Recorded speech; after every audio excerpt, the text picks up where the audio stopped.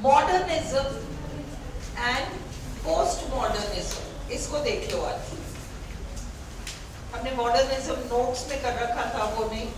अब आप इसको बिल्कुल टू द पॉइंट करो एग्जाम पॉइंट ऑफ व्यू से, ठीक है। मॉडर्निज्म क्या है ये याद रखो। फर्स्ट वर्ल्ड वॉर एंड लगभग वो पीरियड मॉडर्निज्म है। सेकेंड वर्ल्ड वॉर और उसके बाद का आपका पोस्ट मॉडर्निज्म है, ठीक है। अब मॉडर्निज्म बहुत कुछ करेगा। मॉडर्निज्म में एक प्रकार का भूचाल आ जाएगा। मॉडर्निज्म वाले पीरियड तक तो सब कुछ शांति से चल रहा था।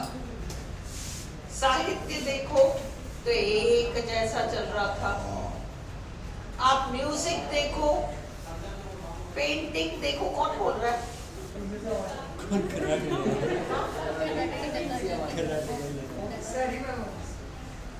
खर्राटे ले रहे हैं।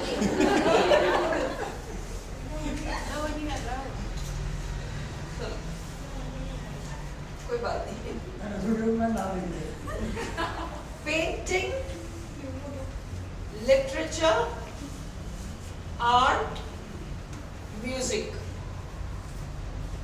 पेंटिंग, लिटरेचर, आर्ट और म्यूजिक, ये सारे मॉडर्न एज तक शांति से चल रहे थे।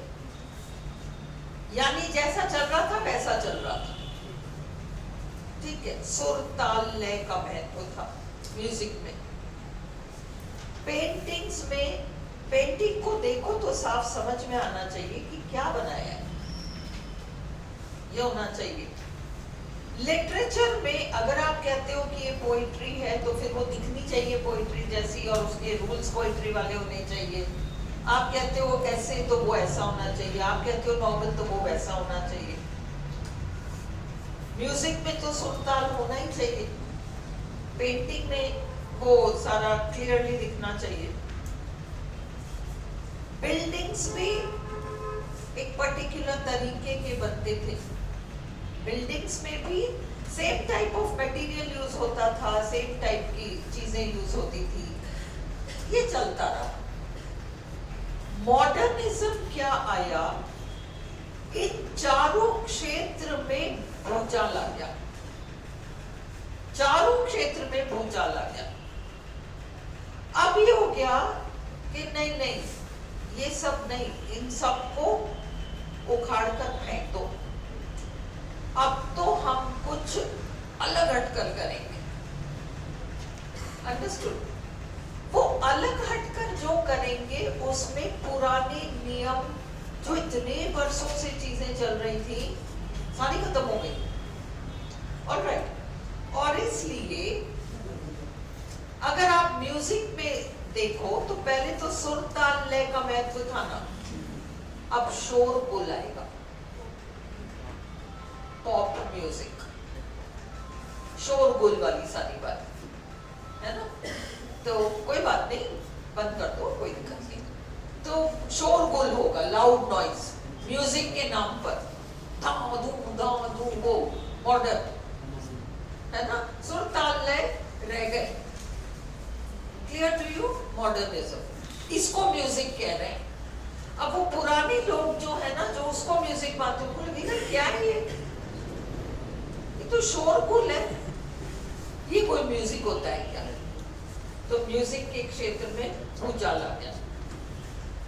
पेंटिंग, अब उसमें यूं कुछ होगा, अब वो भगवान जाने क्या है, किसी को देख के समझ में नहीं आएगा कि वो है क्या। आज मैंने तुम लोग के लिए वो सर्रियलिज्म, इम्प्रेशनिज्म, उसके एक एक एग्जाम्पल पेंटिंग वो डाउनलोड करके रखा है, मैं ग्रुप में डालना भूल गई, डाल दूंगी। तो तुम लोग को अभी आज समझने के बाद बिल्कुल क्लियर हो जाएगा कि क्या होता है। तो अब पेंटिंग को पहले तो मॉडर्निज्म से पहले पेंटिंग को देखो तो समझ में तो आओ कि उसमें ये बना है ना। अब मॉडर्निज्म के नाम पर जो पेंटिंग आई है, उसमें तो यूं कुछ हो रहा है और फिर वहां से कुछ निकल रहा है, वो क्या है पता नहीं, कोई देख के बता नहीं सकता कि ये है क्या। ये इसको हम एब्स्ट्रैक्ट कहते हैं। एब्स्ट्रैक्ट होता है अस्पष्ट। मॉडर्न आर्ट, मॉडर्न आर्ट का मतलब अस्पष्ट, और उससे पहले आर्ट कैसा था? स्पष्ट, देख के समझ में आता था क्या है। अंडरस्टूड? तो ये हुआ आर्ट और म्यूजिक का क्षेत्र। अब आप लिटरेचर में आओ। पहले पोएम पोएम की तरह लगती थी, कहानी कहानी की तरह लगती थी, नॉवल नॉवल की तरह लगता था।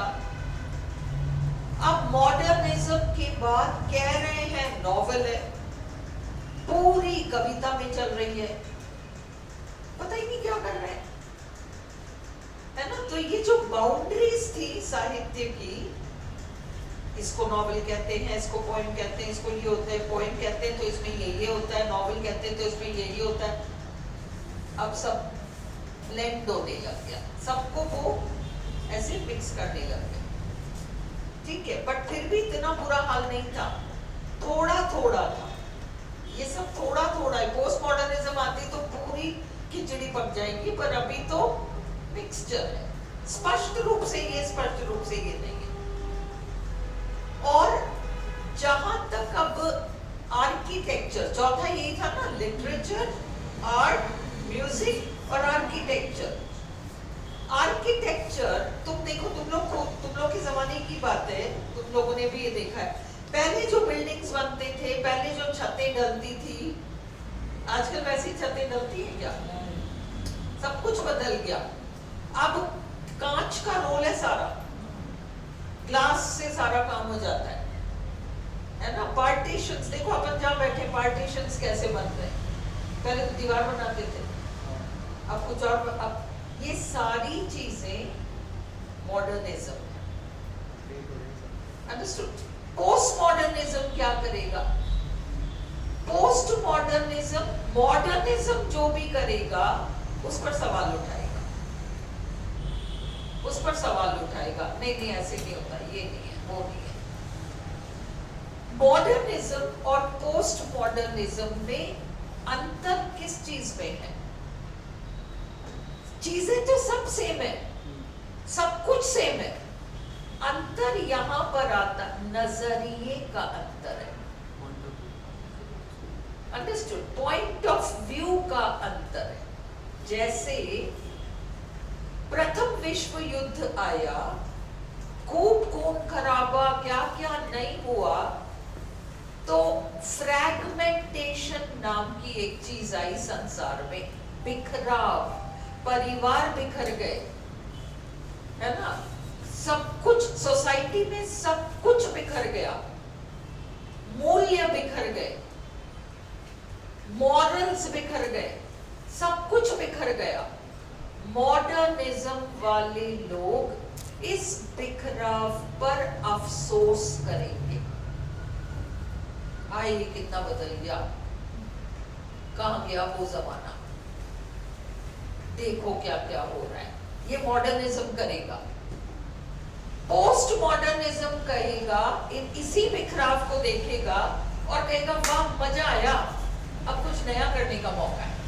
बस इतना सा फर्क है मॉडर्निज्म और पोस्ट मॉडर्निज्म में, चीजें वही है, नजरिए अलग है। ये मॉडर्निज्म बिखराव को लेके दुख मना रहा है और पोस्ट मॉडर्निज्म बिखराव को सेलिब्रेट कर रहा है कि बहुत मजा आया, अब अपन इससे भी कुछ क्रांतिकारी करेंगे, इससे भी कुछ क्रांतिकारी करेंगे। तो क्रांतिकारी पोस्ट मॉडर्निज्म है, क्रांतिकारी पोस्ट मॉडर्निज्म है ना। आजकल जो नॉवेल्स आते हैं पोस्ट मॉडर्निज्म के नाम पर, उसमें क्या होता है, इंसान है वो आधा इंसान है और आधा मशीन है, आधा ही इंसान है वो, आधा मशीन है। और कई ऐसी चीजें होती हैं जिसे मशीन इंसान से बेहतर करते हैं, है ना। ये सारी चीजें पोस्ट मॉडर्निज्म में आ जाएंगी। तो ये तो क्रांतिकारी चीज हो गई, शॉकिंग, रेवोल्यूशनरी। ये सारी बातें आपकी पोस्ट मॉडर्न में चली जाएंगी। मॉडर्न में भूचाल तो आया, फिर भी लोग संभल गए। पोस्ट मॉडर्न में तो समझ में ही नहीं आता क्या है। मतलब इंसान ऐसी जगह बनाएगा, जैसे ये मान लो तुम्हारा ये डिज्नीलैंड वगैरह है ना, तो वहां जाओ, या कई ऐसे अम्यूजमेंट पार्क्स हैं जहां आप जाओगे, आप एक अंधेरे गुफा में जाओगे, हो वहां पे राक्षस हंसेगा, है ना। इस तरह एंटरटेनमेंट के नाम पर ऐसी चीजें, अंडरस्टूड। तो ये सारी चीजें आपकी पोस्ट मॉडर्न हो गई। इंसान की बिल्कुल सोच बिल्कुल ही बदल गई है। पहले हम एंटरटेनमेंट किसको मानते थे, और अब पोस्ट मॉडर्न में किसको एंटरटेनमेंट मान रहे हैं। मतलब डरने के लिए लोग कहीं चले जाएंगे कि अरे वहां बहुत डर लगता है, बहुत खतरनाक सा लगता है, पर होता कुछ नहीं है, बस डर लगता है, वहां जाओ, वो अम्यूजमेंट है। Do you understand? ये सारी पोस्ट मॉडर्न है। अब आप इसको एक बार पढ़ लो, ये आपकी डेफिनेशन है। Modernism is the name of the movement।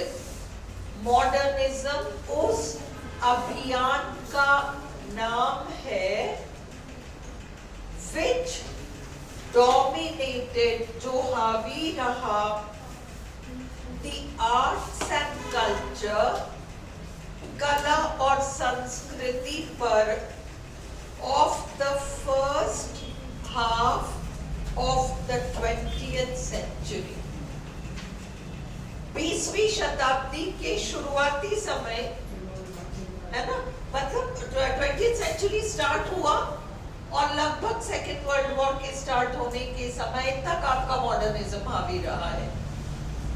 It was like an earthquake, अरे ये तो एक भूचाल की तरह रहा, इन दी आर्ट्स, कला के विभिन्न क्षेत्र में। आप उसको वास्तु कला कह लो, चित्रकला कह लो, संगीत कला कह लो, व्हाटएवर कला, सब में भूचाल की तरह आया।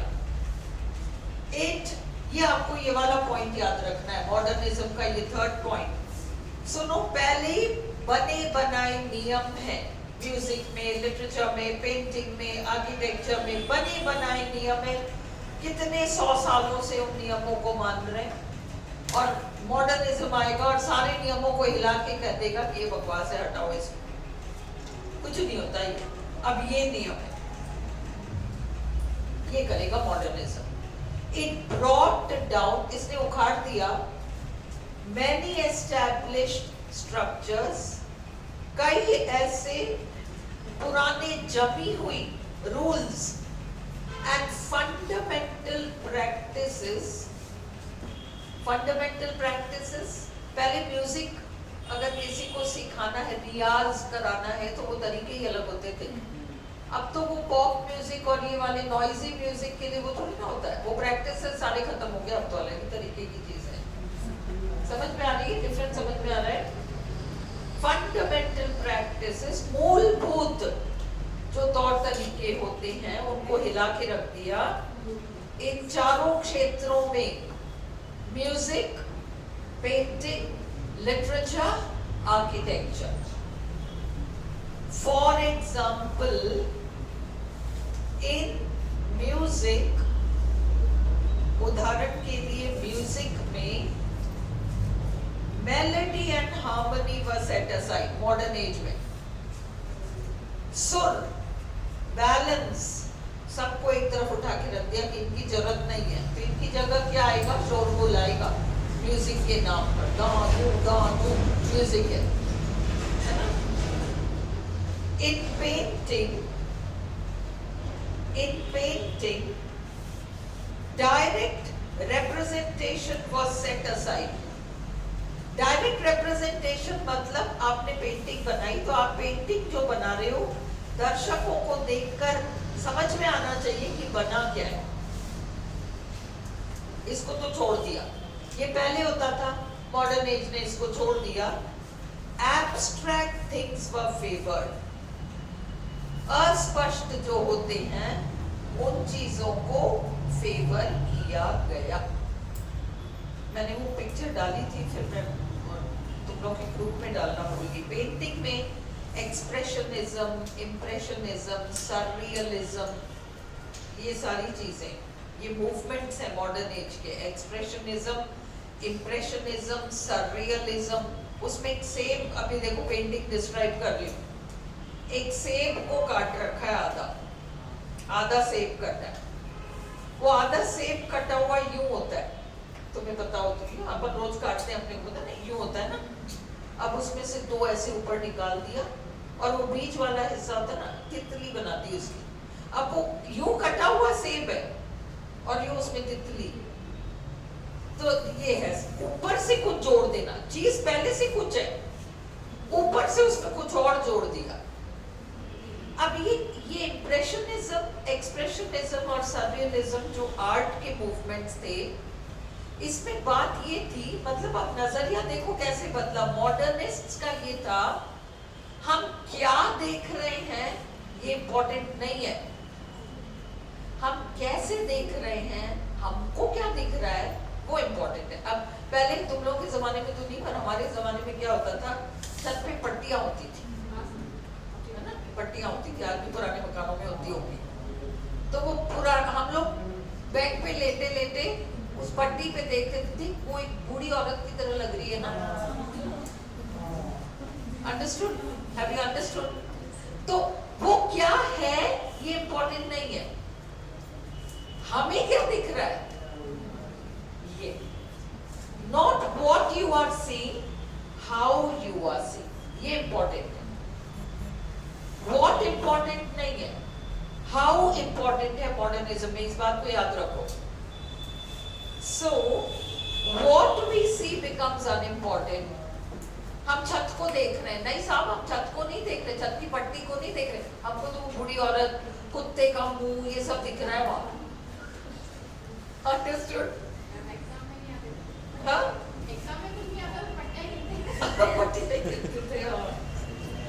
What we see becomes unimportant. How we see becomes important.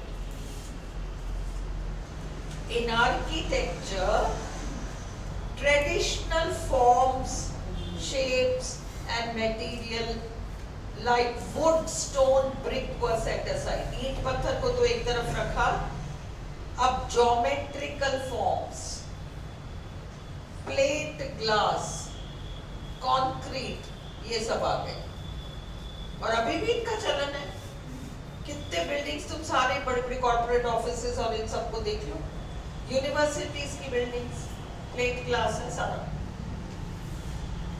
T.S.. Eliot, James Joyce, Ezra Pound, Virginia Woolf were important modernist writers.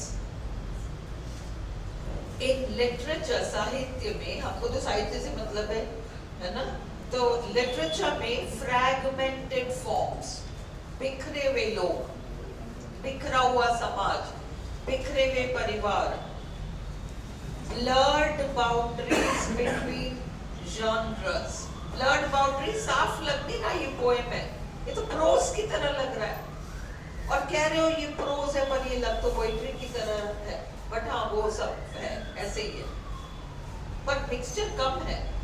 Post modern में बहुत ज्यादा होगा। Are so that novels are lyrical and poetic etcetera. Emphasis on how we see rather than what we see. हम क्या देख रहे हैं वो ज्यादा इम्पोर्टेंट नहीं है, क्या देख रहे हैं इम्पोर्टेंट नहीं है, कैसे देख रहे हैं ये इम्पोर्टेंट है। अब difference between modernism and post modernism, दोनों फ्रैगमेंटेशन को देख रहे हैं, क्योंकि फर्स्ट वर्ल्ड वॉर के बाद भी फ्रैगमेंटेशन है, तो सेकेंड वर्ल्ड वॉर के बाद तो और भयानक फ्रैगमेंटेशन है। फ्रैगमेंटेशन का मतलब बिखरना। Both look at fragmentation. फर्क क्या है? द मॉडर्निस्ट्स लैमेंटेड, हाय दुनिया बदल गई, modernists. The post modern modernist celebrated, बदल गई तो बहुत बढ़िया हुआ, सेलिब्रेट करेंगे। The modernists believed in minimalism, याद रखो, इमेजिज्म मॉडर्निस्ट मूवमेंट है लिटरेचर में एंड आर्ट्स में भी। इमेजिज्म सुनो, एजरा पाउंड सबसे बड़ा उनका फाउंडर है, इमेजिज्म नाम के मूवमेंट का फाउंडर है एजरा पाउंड है। क्वेश्चन में कवर करा रखा है और अपनी क्लास नोट्स में तो कर ही रखा है। तो अब एजरा पाउंड ने 2 लाइन की कविता लिखी है, उसको आप शेर नहीं कहोगे, वो पोएम है, 2 लाइन, 2 लाइन की पोएम है। और उस 2 लाइन की पोएम का तुम एक्सप्लेनेशन करने बैठ जाओ ना तो तुम्हें 1.5 पेज लगेंगे, 1.5 पेज लगेंगे उस 2 लाइन को समझाने के लिए। पर अगले ने उसको जैसे फोटोग्राफ खींचता है, उस फोटो में सब कुछ आ गया, उस तरीके से उस 2 लाइन में सब कुछ आ गया। मिनिमलिज्म, कम से कम में। सैमुअल बेकेट जो एब्सर्ड थिएटर के हैं, ये भी आपका मॉडर्निस्ट मूवमेंट में से ही आएगा ये सारा। 13 मिनट में पूरा नाटक ही खत्म हो गया, इससे पहले कि आप कुर्सी में जम के यो करके बैठो ड्रामा खत्म हो गया। अपन जाते पहले तब तक तो ड्रामा ही खत्म हो गया। एक एक्टर को लेके पूरा ड्रामा लिख दिया। मिनिमलिज्म, कम से कम में। पोस्ट मॉडर्न क्या करेगा? मैक्सिमलिज्म, इसको भी डालो, उसको भी डालो, उसको भी डालो, उसको भी डालो, सारी को मिला के खिचड़ी पका दो। पोस्ट मॉडर्निज्म, ठीक है। The modernists believed in minimalism. Samuel Beckett's play in 13 minutes, one actor। और postmoderns क्या करेंगे? The postmodernists mixed everything and believed in gaudiness। Modernists कहते थे, सुनो, Modernists कहते थे अलंकार गुनाह है, Decoration is crime। Modernists का नारा है Decoration is crime। Post modernist सब कुछ डालो, भद्दे से भद्दे रंग डालो, खूब सारा। वो क्या करें? इवन मतलब जिन चीजों को पहले जब हम लोग स्कूल में पढ़ते थे ना, तब कॉमिक्स आती थी, है ना, बहुत अच्छी अच्छी कॉमिक्स आती थी, तो हम उसको छुपा के एक्सचेंज करते थे, क्योंकि एक पढ़ेगी जैसी कॉमिक तुम्हारे बैग में मिल गई, है ना। वो ये सब स्टैंडर्ड है, इसका कोई स्टैंडर्ड है? ये पढ़ते हैं, वो पढ़ो, शार्लेट ब्रॉन्टे पढ़ो, ये सब पढ़ो, क्लासिक्स पढ़ो, ये सब नहीं पढ़ना, लैंग्वेज बिगड़ जाएगी, ठीक है। अब पोस्ट मॉडर्न में कॉमिक्स का महत्व बढ़ेगा। वो कॉमिक, ग्राफिक्स, ये सारे आपके लिटरेचर में आ जाएंगे। लिटरेचर में कॉमिक्स, ग्राफिक्स, ये सब आ जाएगा, समझ में आई? सबकी खिचड़ी। Modernists believed in high and popular art as एक होता है standard high, एक होता है popular pop, high art music, classical music, और एक होगा pop music। ये 2 अलग वर्ग है ना। पोस्ट मॉडर्निस्ट कहेगा कोई अलग अलग नहीं है, सब एक बराबर है, सबका महत्व एक जैसा है। अब उसका सबसे बड़ा उदाहरण, एक जमाना था जब अगर इंग्लिश आप प्रॉपरली नहीं बोल रहे तो आप स्टैंडर्ड इंग्लिश नहीं बोल रहे हो। आजकल क्या हो गया? इंग्लिश का महत्व बढ़ रहा है। पोस्ट मॉडर्न सब अलाउड है, कुछ भी बोलो, तुम जो बोलना चाह रहे हो बस वो समझ में आ जानी चाहिए सामने वाले को। Do you understand? तो पोस्ट मॉडर्निज्म उन सारे नियमों को, वो जो मापदंड है, उन सबको तोड़ के रख देगा। Very clear to you? Modernists believed in high and popular art as different. Postmodernists mixed these and made art and literature hybrid. Literature में ग्राफिक्स को घुसा दिया, सबको मिला दिया इधर उधर से, हाँ मिक्स कर दिया। अब मॉडर्निज्म एंड पोस्ट मॉडर्निज्म ये की फीचर्स है। Modernism early to mid 20th century अपन कर चुके हैं। It wanted to break away from traditional forms and subject matter, है ना आप लोग के पास? जो ट्रेडिशनल बातें हैं उनसे दूर जाएगा modernism. It was a search for a new mode of expression.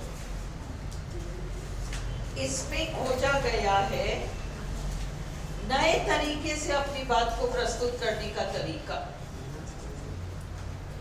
Modernism Shiv नहीं है तुम्हारे पास? Modernism was a period of intellectual, cultural, social and political crisis. संकट आया तो सारे क्षेत्रों में आया। Old beliefs and habits of thinking were challenged.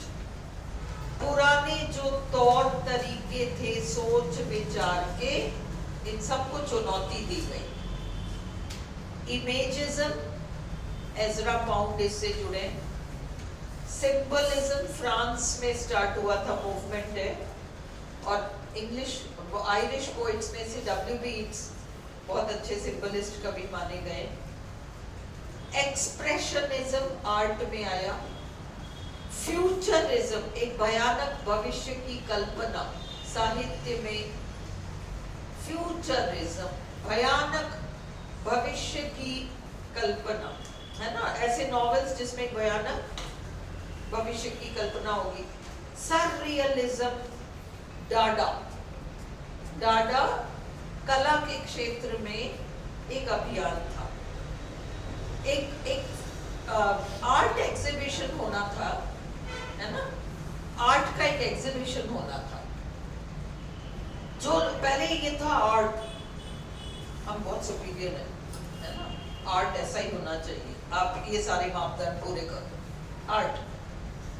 अब वो उस एग्जीबिशन को जो भी लोग ऑर्गेनाइज कर रहे थे वो चाह रहे थे कि ज्यादा से ज्यादा लोग इस आर्ट एग्जीबिशन में पार्ट लें, फिर वो पेंटिंग हो चाहे मूर्ति कला हो चाहे कुछ भी हो, ज्यादा से ज्यादा कलाकार इसमें भाग लें। तो उन्होंने कहा कि आप जिस भी चीज में कला देखो, एस्थेटिसिज्म कल हमने देखा था ना, एस्थेटिक, जिस भी चीज में आपको सौंदर्य नजर आता है आप उसको प्रस्तुत कर सकते हो, हम उसको स्वीकारेंगे। अब ये कलाकार जो होते हैं ना, ये बहुत नॉर्मल इंसान नहीं होते, इनकी इमेजिनेशंस बहुत हाई चलती है, अपन लोग वहां तक नहीं पहुंच सकते। इनकी कल्पनाओं को अपन ना लगाम लगा सकते ना पकड़ सकते। एक ऐसे ही आर्टिस्ट ने हमारे बाथरूम में जो पॉट होता है ना, उसको प्रस्तुत किया, उसको कलात्मक तरीके से प्रस्तुत किया और कहा ये मेरी एंट्री है। वो ऑर्गेनाइजर्स ने कहा ये थोड़ी चल सकता है। उसने कहा आपने तो कहा था जिसमें आपको सौंदर्य नजर आए वही कला है, मेरे को इसमें सौंदर्य नजर आ रहा है। उसके पीछे बहुत बड़ा दंगा हंगामा हुआ, पर फिर उसको एक्सेप्ट करना पड़ा, डाडाइज्म। अंडरस्टूड? तो ये जो समय से बहुत आगे की सोच कर कुछ करना कला के क्षेत्र में, ये सारा ये मॉडर्निज्म वाली ये वाले मूवमेंट्स है, यही डाडाइज्म, मार्सेल प्रूस्ट, ओके, सारे मॉडर्निज्म से जुड़े। पोस्ट मॉडर्निज्म 1945 ऑनवर्ड्स है। अब ये देखो, ये मॉडर्निज्म में आपके ये सारे आ जाएंगे। आपका PRB स्टार्ट हुआ था, फिर बहुत सारे लोग आए, फिर सिंबलिज्म आ जाएगा, स्ट्रीम ऑफ कॉन्शियसनेस, अपन ने अलग अलग इन सब चीजों को कर रखा है ना, ये सारी आपकी मॉडर्निज्म में आ जाएंगी। पोस्ट मॉडर्निज्म 1945 ऑनवर्ड्स है। इट इज अ रिएक्शन, ये तो प्रतिक्रिया है to the modernist view, modernist विचारधारा के खिलाफ। इट बिलीव्ड इन एक्सपेरिमेंटेशन, तरह तरह के एक्सपेरिमेंट्स करो, प्रयोग करो, देखो क्या सही लगता है क्या नहीं, एक्सपेरिमेंट करो, मतलब लीक से हटकर कुछ करो। It rejected conventional forms of literature, जो ट्रेडिशनल चीजें थी उसको इन्होंने रिजेक्ट कर दिया। It believed that everything could be challenged. Everything could be challenged का क्या मतलब है? आपकी पहचान, आप कहते हो मैं सो एंड सो हूँ, आपकी एक पहचान है, आपकी आइडेंटिटी है, उसको कभी भी चुनौती दी जा सकती है और ये साबित किया जा सकता है कि आप कुछ और भी हो। ये तो हो ही, आप इसके अलावा कुछ और भी हो।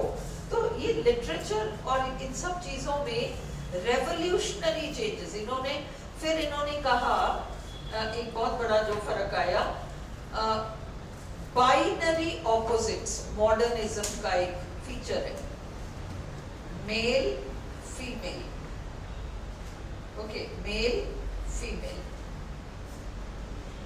लाइट डार्क, गुड बैड, ये सब मॉडर्निज्म ने किया था, ओके। और फिर उन्होंने कहा ऑक्सीडेंट ओरिएंट, पश्चिमी पूरबी। अगर तुम ध्यान से देखो तो good bad, white black, male female, occident पश्चिम, ओरिएंट, ठीक है। पोस्ट मॉडर्निज्म कहेगा क्यों, हिजड़े कहां जाएंगे? क्या होता है ये बाइनरी ऑपोजिट्स? बीच में भी कुछ होता है और आपको शामिल करना पड़ेगा। ट्रांसजेंडर, आजकल अगर आप एक फॉर्म भरते हो तो उसमें सारे ऑप्शंस आते हैं, पहले आते थे क्या? ये पोस्ट मॉडर्निज्म, अंडरस्टूड? तो आजकल आप ऐसे वर्ड्स यूज ही नहीं करोगे, हिजड़े वगैरह, जो कि कॉमन लैंग्वेज वाले वर्ड्स थे, आज हम उनको ट्रांसजेंडर कहते हैं और उनको स्टेटस, जॉब्स, एवरीथिंग अवेलेबल है इक्वल, क्योंकि इसमें क्या है, ये तो नेचर है। पोस्ट मॉडर्निज्म ने उस क्रांति में भी बहुत सारी अच्छी चीजें करी, बहुत सारी चीजें करी, और उसने कहा बाइनरी ऑपोजिट्स को तो तुम हटाओ, क्योंकि तुम लोग क्या करते हो, ऑक्सीडेंट को वहां डालते हो, ओरिएंट को यहाँ डालते हो, ओरिएंट को वहां डालो, ऑक्सीडेंट को वहां डालो, देखें, फीमेल को वहां डालो, मेल को यहाँ डाल, नहीं आप तो नहीं डालें, तो फिर इसको हटाओ, हटा ही दिया, है ना। पोस्ट मॉडर्निज्म में हर चीज को चुनौती देके और उसका खत्म कर दिया उसको। Is this clear to you? Time को चैलेंज करते। पहले क्या होता था, जब हम हमारी दादी नानियों से कहानी सुनते थे, एक राजा था, फिर उसने ऐसा किया, फिर उसने ऐसा किया, फिर उसने ऐसा किया, सीक्वेंस में कहानी चल रही है। पोस्ट मॉडर्निज्म एंड में शुरू होगी कहानी, फिर पीछे का कुछ बताएंगे, फिर वर्तमान का कुछ बताएंगे, फिर पीछे चले जाएंगे, फिर आगे बढ़ जाएंगे, आप बैठ के सोचते ही रहो कि पता नहीं हो क्या रहा है। पोस्ट मॉडर्निज्म टाइम का कॉन्सेप्ट इन्होंने हिला के रख दिया, हर चीज को चुनौती दी है ना। तो इसलिए it believed that everything could be challenged. It believed that there is no high art.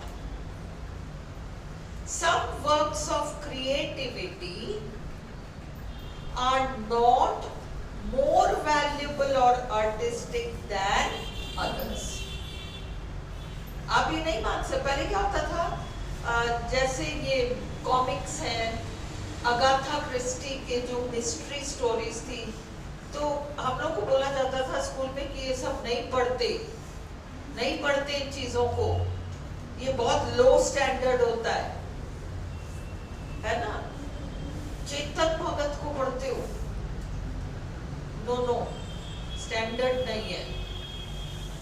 Okay, क्यों? क्योंकि उसमें लैंग्वेज में बहुत एरर्स वगैरह सब कुछ है, इसलिए वो नो नो। अब पोस्ट मॉडर्न एज पे उन पे पीएचडी होती, ठीक है। तो इन्होंने हर चीज को, सारी जो बाउंड्रीज बनाकर डब्बे बना रखे थे, इस डब्बे में ये जाएगा, इस डब्बे, सारे डब्बे खोल दिए उन्होंने और सबको एक साथ मिला दिया और कहा लो ये है, ये पोस्ट मॉडर्निज्म है। तो हाई लो कुछ नहीं है, सबका वैल्यू एक सा है। They distorted time, used hyper reality। ये जो है ना वो भूतिया, वो डरावना सा पार्क और ये, वो आपको लग ही रहा है जैसे आप ऐसे डरावने से हवेली में आ गए, या ये डिज्नीलैंड वगैरह, एक इमेजिनरी वर्ल्ड जो बहुत रियल सा लगता है, ये सब हाइपर रियलिटी है। रिजेक्टेड स्टेबल आइडेंटिटीज, किसी की कोई फिक्स्ड पहचान वो नहीं मानते थे।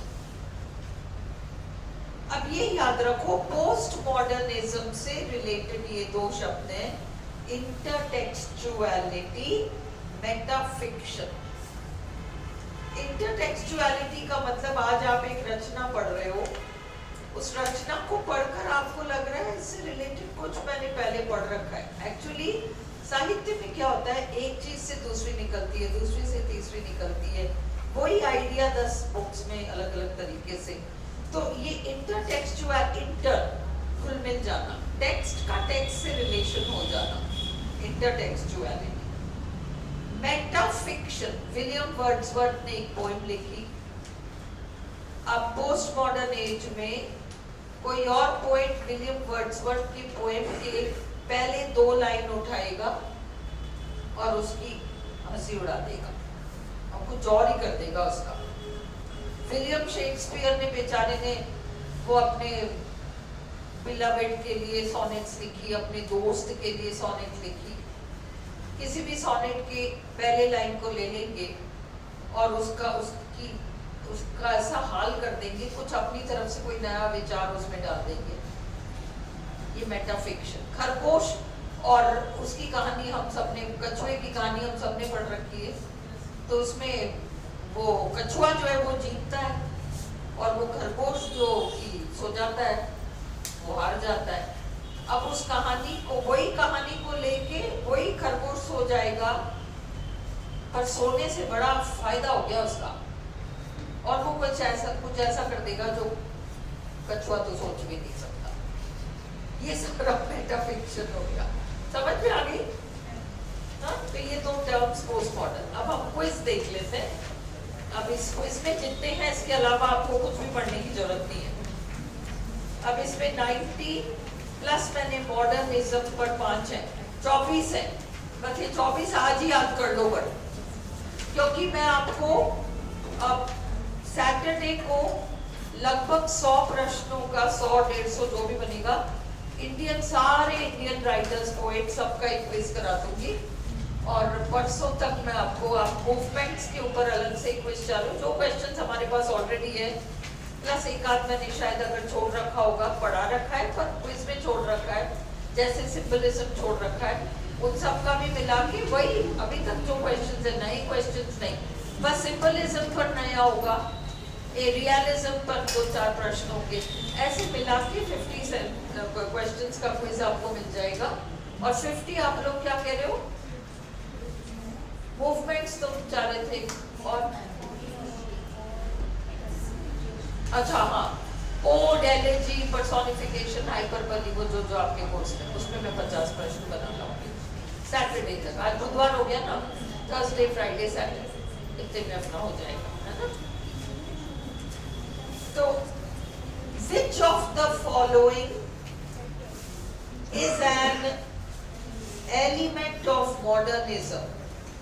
प्रकृति की तरफ ध्यान नहीं, 21वीं शताब्दी नहीं, 21वीं शताब्दी तो पोस्ट मॉडर्निज्म है ना, ज्यादा है interested. Influenced by the growth of cities, हाँ बिल्कुल, पैराडॉक्स तो बहुत पहले से चल रहा है। कॉन्क्रीट पोएट्री, वो जो 2 लाइन्स में ठोस कविता, निमटा दो कम से कम में, is an example of post modernism. बिल्कुल मिनिमम करके स्टार्ट तो उसका वहां से हो गया था, बट वो पावर पे आया पोस्ट मॉडर्निज्म में। Which of these is an element of post modernism intertextuality? Fragmented society तो दोनों में है, इंपॉर्टेंस ऑफ द इंडिविजुअल भी दोनों में है, सुपरस्टिशंस तो दोनों में नहीं है, इंटरटेक्सचुअलिटी पोस्ट मॉडर्न।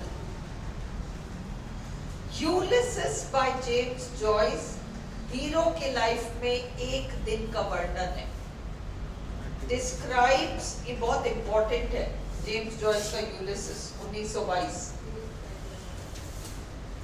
तो authors in modernism wished to, क्या करना चाहते थे मॉडर्निस्ट? वे कुछ ऐसा लिखना चाहते थे जो बिल्कुल नया हो, wished to write something new, क्रांतिकारी, revolutionary, and keep the readers engaged, और पाठकों का ध्यान बांध कर रखना चाहते थे। बाकी देखो second option, right something real, new and traditional, new भी और ट्रेडिशनल भी नहीं हो सकता, है ना, काल्पनिक और ट्रेडिशनल नहीं हो सकता, शॉकिंग एंड ट्रेडिशनल भी नहीं हो सकता। वो ऑप्शंस आपको जो देंगे, अगर आपने याद भी नहीं कर रखा, आपको कॉन्सेप्ट क्लियर है तो समझ में आ जाएगा, ट्रेडिशन और ये साथ नहीं चल सकते, और ट्रेडिशन से तो अलग ही जा रहे हैं ये लोग। Which of the following historical events occurred in the post-modern era? World War II, World War First आपका मॉडर्न है, रशियन रेवोल्यूशन मॉडर्न है 1917, फ्रांसीसी क्रांति तो बहुत पुरानी है, 18वीं शताब्दी है, लेना देना ही नहीं है। नया बनाओ, मेक इट न्यू, किसका सिद्धांत था? एज़रा पाउंड का, was the maxim of Ezra pound. Sigmund Freud psychologist थे, साइकाइट्रिस्ट, मॉडर्निस्ट मूवमेंट से जुड़े हुए। तुम लोग साइकोलॉजी में पढ़ते भी होगे ना, है ना, ego id, super ego, modernist movement. The modernists used, अब ये इसलिए मैंने दिया है, देखो तुम लोग स्पेलिंग याद करके जाना। कौन सा ऑप्शन होगा?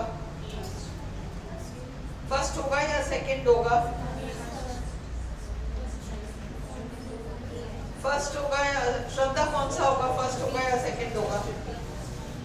पक्का पक्का? कॉन्शियसनेस नहीं है, कॉन्शियसनेस है, हमारा आंसर है A. Stream of consciousness is used in, ये चारों ही रचनाओं में स्ट्रीम ऑफ कॉन्शियसनेस है, ये टेक्स्ट याद रखो। एज़रा पाउंड ने, ये देखो, pointed roofs by Dorothy Richardson, stream of consciousness है। Ulysses by James Joyce, Mrs Dalloway by Virginia Woolf, to the lighthouse by Virginia Woolf, सारों में है all the above. Ezra Pound started the imagist movement, images movement उन्होंने start किया। Symbolist movement से जुड़ा हुआ बहुत बड़ा नाम है मलार्म, MALLARME, MALLARME, और कवियों में W.B. येट्स का नाम इससे जोड़ा जाता है। मलार्म, द वेस्टलैंड, क्या क्या पूछो ना, यूं इशारा कर रहे हो, नहीं समझ में आया तो पूछो। इनसे सिंबलिस्ट मूवमेंट से जुड़े हुए स्टार्ट जो किया ना जिन्होंने, उन लोगों में से पूछो, ऐसे इशारे मत करो, फिर मेरे को लगता है कि तुम लोगों को समझ में नहीं आया। The Wasteland is written by T.S. Eliot, 1922। James Joyce के यूलिसिस का हीरो था Leopold Bloom. Leopold Bloom is the central character in James Joyce's Ulysses. Who among the following is a modernist writer? James Joyce है। Andrew marvel कौन से युग का था? John Milton कौन से का था? एंड्रू मार्वेल कौन से काल का था? मिल्टन का दोस्त था। मिल्टन कौन से काल के थे? मिल्टन कौन से काल के थे? मैं फिर आपको मंडे से जाने नहीं दूंगी। अगर आप लोग को बेसिक भी याद नहीं, मैंने इतनी बार हिस्ट्री सुना दी क्लास में। प्योरिटन पोएट है ना, Commonwealth period, puritan poet, restoration, तीनों से जुड़े हुए हैं John Milton. Okay, Andrew marvel उसी काल के हैं। Who coined the term theatre of the absurd? देखो, मार्टिन एस्लिन नाम के व्यक्ति ने थिएटर ऑफ द एब्सर्ड, वो जो वो कहानी आपको सुनाई थी ना, वेटिंग फॉर गोडो, दो आदमी सड़क पे वेट कर रहे हैं, क्यों वेट कर रहे पता नहीं, वही पूरा प्ले खत्म हो गया। तो ये theatre of the absurd term Martin Esslin ने निकाला है, सबसे पहले यूज किया। Who among the following is not associated with the theatre of the absurd? Samuel Beckett theatre of the absurd से जुड़े हुए, हैरोल्ड पिंटर जुड़े हुए, टॉम स्टॉपर्ड जुड़े हुए, जीपी शॉ नहीं जुड़े। ओके, हमने एग्जिस्टेंशियलिज्म करते वक्त किया था, मिथ सिसिफस वगैरह, है ना, काफ्का, बहुत सारे नाम देखे थे। Metafiction is a term associated with postmodernism. Intertextuality is a term associated with postmodernism. Postmodernism is associated with ये सारी बातें, self referentiality, self challenge of grand narratives, वो शानदार कहानियां जो क्लासिक्स मानते थे, हटाओ, चुनौती दी उनको। डिसरिगार्डिंग स्टेबल मीनिंग, पहले क्या होता था कि जब पोएम पढ़ाते थे तो कवि ये कहना चाहता है, कवि ये कहना चाहता है, तो ये होता था कि टीचर आपको समझाती थी या समझाता था कि कवि क्या कहना चाहता है। अब ये मॉडर्निज्म, पोस्ट मॉडर्निज्म में ये सवाल उठेगा, आपको कैसे पता कवि क्या कहना चाहता है? वो तो 200 साल पहले मर गया ना, आपको क्या पता क्या कहना चाहता है? हमको जो समझ में आया वो वही कहना चाहता है। You get this? यही कला में क्या दिखा रहे, नहीं, हमको जो दिखाई पड़ा वो। So, disregarding stable meaning, किसी भी चीज का अपने आप में कोई मतलब नहीं है, हमें जो मतलब समझ में आए वही उसका मतलब है। रिजेक्शन ऑफ स्टेबल आइडेंटिटीज, यही हमारी जो पहचान है, हमारी जो पर्सनालिटी है, ये फिक्स्ड नहीं है ना। आप कहते हो वुमन और आपने उस पे लेबल लगा दिया ये, वो नहीं है, वो तो उसके ऊपर भी बहुत सारी चीजें हो सकती है। आप कहते हो मैन, आप कहते हो जेंडर, इनका आपने जो एक आइडेंटिटी दे दिया और आपने खुद नहीं डिसाइड कर लिया कि ये तो पॉजिटिव आइडेंटिटी और ये तो नेगेटिव आइडेंटिटी है। नहीं नहीं, ऐसा कुछ नहीं है, वो सिर्फ एक लेबल है जो आपने दिया है। आप कोई नहीं होते कहने वाले कि ये पॉजिटिव है या नेगेटिव, है ना। तो आजकल जो वो आते हैं पेंटिंग्स या जो भी आर्ट वगैरह आता है, पहले क्या होता था, कल्पना भी नहीं की जाएगी कि एक विकलांग को एक पेंटिंग का सेंट्रल कैरेक्टर शो करना या मॉडलिंग में उसको शो करना, आजकल वही शो किया जाता है। ये आपके दिमाग की उपज है कि विकलांग है तो वो ये नहीं कर सकता, ये नहीं कर सकती। अगर सब कुछ कर पाता हो तो फिर आप उसको एक अलग कैटेगरी में कौन होते हो डालने वाले, उसको जनरल में लो। तो ये सारी चीजें मतलब उन्होंने ये आइडेंटिटीज खत्म कर दी। Have you understood? अब आप उनको नहीं कह सकते कि एक अलग कैटेगरी है, ये सब कुछ नहीं है, सब एक है। रिजेक्शन ऑफ बाइनरी ऑपोजिट्स, अभी मैंने आपको समझाया। ऑल ऑफ दीज, अब ये मॉडर्निज्म के ऊपर ये 5 क्वेश्चंस हैं, इनको देख लो।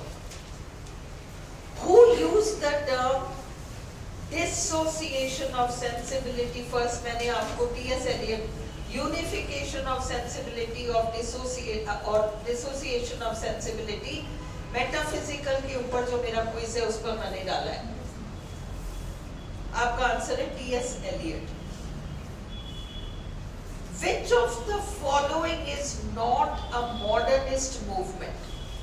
Expressionism है, surrealism है, humanism नहीं है, realism नहीं है, both C and D. Which movement is related to the slogan "Art for art's sake"? Aestheticism. Art for art's sake क्या होता है? मतलब किसी भी चीज को आप पहले से एक धारणा बनाकर मत देखो, उसको कला, अभी जैसे हमने बाथरूम का पॉट देखा, अगर वो एक कलात्मक चीज की तरह प्रस्तुत की गई है तो उसको उस पॉइंट ऑफ व्यू से देखो। उसमें पहले से आपके दिमाग में उसके बारे में जो धारणा बनी हुई है उसे बीच में बताने दो। अंडरस्टूड? तो कला को कला, और वो बिल्कुल एक्सट्रीम्स तक चले गए। एक वीडियो आया था मेरे पास, बहुत पहले की बात है, 2 मिनट वीडियो था। अभी देखो आर्ट, ये पोस्ट मॉडर्निज्म, उसमें वो जो बाथरूम का पॉट होता है ना, वेस्टर्न पॉट होता है, उसमें तुम्हें पता है कि नीचे एक लेवल तक पानी रहता है। अब ये एक वेडिंग रिसेप्शन है किसी फॉरेन कंट्री में, वेडिंग रिसेप्शन है, उसमें टेबल्स में वो पॉट्स हैं और उन पॉट्स के अंदर पीले रंग का कुछ खाने की डिश बनी हुई है। अब आप और हम उसको देखेंगे, भूख भी देर से लग रही होगी ना, तो वो भूख मर जाएगी, हमारी खत्म हो जाएगी। आर्ट फॉर आर्ट सेक, आप उस चीज को बीच में आने क्यों देते हो? आप देखो तो सही कितने कलात्मक तरीके से इसका प्रस्तुतिकरण। अपन को तो कला बाद में सूझेगी, और चीजें पहले सूझेगी, और हम प्लेट वापस छोड़ के वापस आ जाएंगे कि नहीं खाना हमको। तो आर्ट फॉर आर्ट से, आर्ट को आर्ट की नजर से देखो, आपके पहले से जो उसके बारे में धारणाएं हैं उसको पीछे छोड़ो, वो साधारण इंसान के लिए पॉसिबल नहीं। तो फिर ये आर्ट फॉर आर्ट से, कला को कला की नजर से देखो। The term stream of consciousness was taken from the book The Principles of Psychology. Okay, इस बुक से ली गई है, stream of consciousness, Henry James, नहीं, विलियम जेम्स ही है, हाँ, William James, not Henry James, William James. Dorothy Richardson is considered to be the first writer to use stream of consciousness. मतलब तब stream of consciousness इसको नाम उसने नहीं दिया था, पर उसके नॉवल को पढ़कर बाद के लोगों ने उसको stream of consciousness नाम